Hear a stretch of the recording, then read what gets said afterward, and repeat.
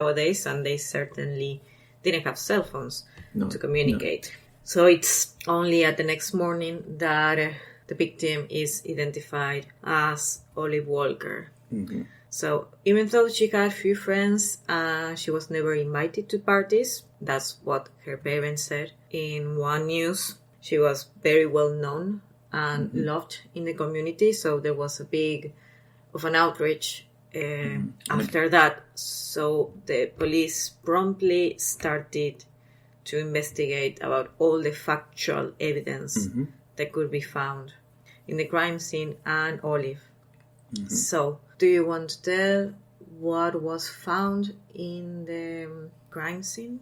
Well, one of the major factors one of the major pieces of evidence that was discovered in the crime scene was that of footprints. For a start, there were no footprints of Olive's that belonged to Olive, which implied that she had been dragged from the car, where it was seen that she was, the drag marks had started, and that there was a pool of blood at the start of the drag marks, which would suggest that that's where she was killed and dragged from. Then it was also found that the killer threw Olive's shoes into the nearby scrubland.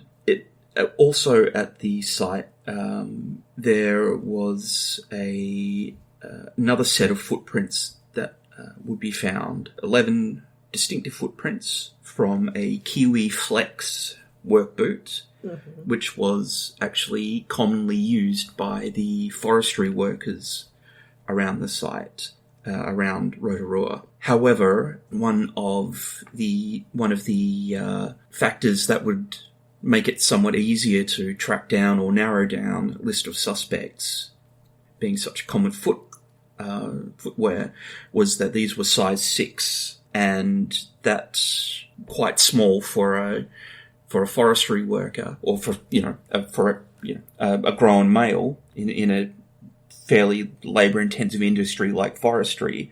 And that only 5% of all the Kiwi Flex boot of that model were size 16. So what the police think is that it was either a short person or perhaps an adolescent.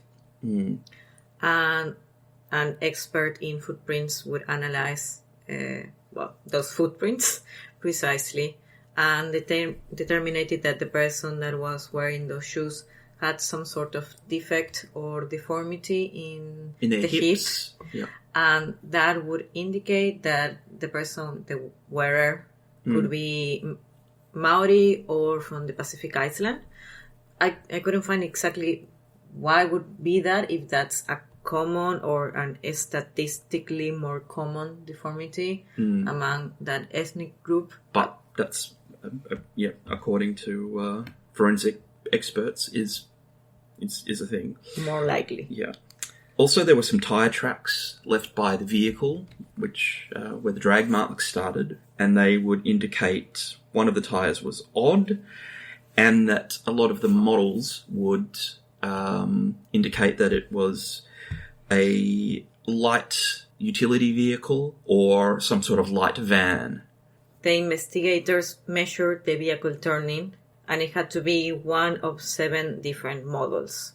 They could have been a Hillman, a Humber, a Carrier or Comer van, a Standard 8 or 10, a Gazelle, a Sunbeam Ropier, or a Bradford truck or van, which I have no knowledge of cars, so I don't know what are those, but you say that were utility cars. Yeah. So fair enough. And let's remember that the place where she was found was actually a couple of 100 kilometers near to a Weipa mill.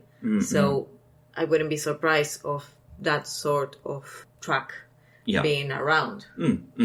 Especially in that area at that time was still quite rural and still largely is. So a lot of people living on selections, as they're called, or small farms or semi-rural blocks. A lot of people have utility vehicles or small. Or travelers. Yeah. I'm always thinking that a Comer van is very common among travelers because it's wide enough to make a little self-contained van. That's it. Also.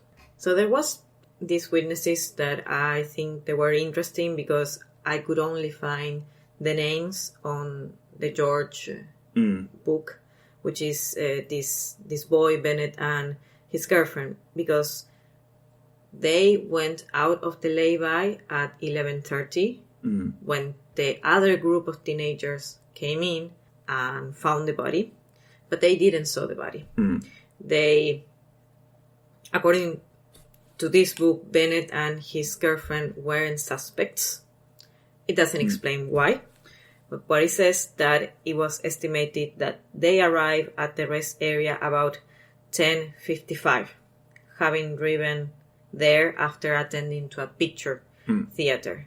But they never saw neither the body or anyone coming into the lake area until this boy Frew came. So according to this book at least, Olive must have been killed before 10:55.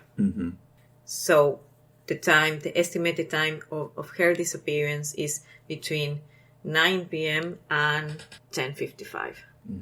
According to the former detective Bill Beck, who was involved in the original investigation for Olive's crime, some witnesses later on came out and claimed to have heard some female screaming around the area of the main street of Rotorua at approximately 9 p.m.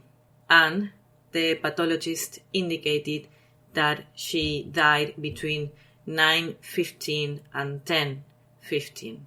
I mean, despite all the collected evidence, the police detectives were unable to come up with a decisive suspect. Initially, there were over 300 suspects. 370 suspects.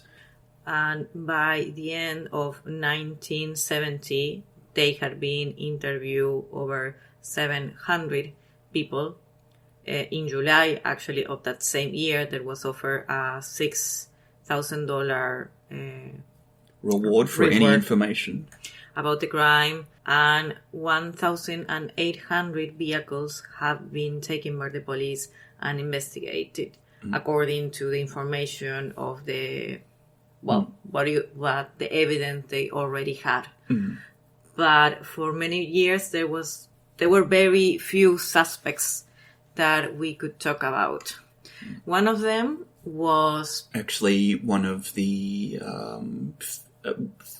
either a close friend of the family or a relative of I the think family. it was a relative, either an uncle or a cousin. In the episode of Sense in Murder, they talk about a relative that had some trouble with some legal issue that perhaps was an ex-convict, but we don't know exactly for what crimes. Yeah. But he had an alibi for that night. A very solid alibi. So yeah, he was with his wife. Yeah. And he also didn't have a vehicle, which it's not so. I mean, he could have got in a car with anybody else. I mean, he could have had an accomplice. That's why I think that maybe there were more than one people involved in this crime. But this man had an alibi, and he wasn't size 6, which is one of the most important evidence we have about the suspect. It should also be mentioned that around this time, there were a series of murders committed around the northern parts of the North Island of New Zealand, particularly that of Harvey and Jeanette Crew, which was in June 1970. There was also Jennifer Beard, was murdered in Haast, Betty McKay near Thornton, as well as the Walker murder and the Crews murders. So there were a few cases that were waiting to be solved. So Jennifer Mary Baird was a Welsh hitchhiker that had disappeared on January the 19th of 1970, that is before the crime of Olive Walker. She was found dead 19 days after the disappearance, which seems to be the same day of her murder. And this is another cold case that it's still unsolved until nowadays. We should also add the crime of Mona Blades, who was also 18-year-old. She was a Kiwi, and she disappeared while hitchhiking from Hamilton to Hastings on Queen's birthday weekend in 1975. Mona Blades was never found, neither dead or alive, and these cases are important to mention because on the 90s, on 1995, the New Zealand police used modern methods to investigate the possibility that all these 3 young women have been fall prey to a serial killer, that is Olive Walker, Mona Blades, and Jennifer Beard. But that inquiry, that investigation went blank, so it never turned out to have any positive unfortunately results. didn't bear fruit and was unable to come up with a suspect. Because what are the odds of so many young women just disappearing? I mean, there is a chance because they are not only serial killers, we also have misogynist crimes, and I actually think that Olive Walker, since she was sexually abused, counts as a misogynist hate crime. Yep. The series Sensing Murder turns out to be interesting because by the end of that episode, there are 2 psychics that are participating, Kiwi psychic and the Australian psychic Deb Weber, working with the police with an identity making software. She actually made one of a vision that she claims she is having by communicating to the spirit of Olive Walker. So shortly after this episode was aired on 2006, the Rotorua police got a new flood of leads and communication of neighbors of Rotorua that thought that they could help. So after that, the police of Rotorua comes to find a young man, that by 2007 was in jail for some sex-related crimes. Now, we don't have the name of that man. We couldn't find it in any news. But we know that he was 16 at the time of the murder. What's the major important... I guess it is extenuating. It is... I mean, he was what in the news and in Sensing Murder, we have the opinion of George Stoughton, a police detective of Rotorua. So he actually says that he followed the leads of those people that called the police after this psychic made this quote-unquote identikit. So they actually took a look at the leads, and he says that many people were overruled as suspects because they were children at the time of the murder. But there was this one guy that was 16, so it's very likely that he would have fit a size 6 Kiwi Flex boot. But perhaps most importantly is that since Olive was sexually abused, this guy, that I'm repeating, we don't have the name, we don't know much about him, we only know that he's from Rotorua, was in jail for sex crimes. Yes. And in a news from 2016, I think it's one of the newest leads that I gave you. It's really weird because the police has a DNA profile that was taken from the remains of Olive Walker. But it was said that this particular individual had a record for preying on women in a stranger murder manner, and that at the time he is of very small stature and would easily have fit into size 6 shoes.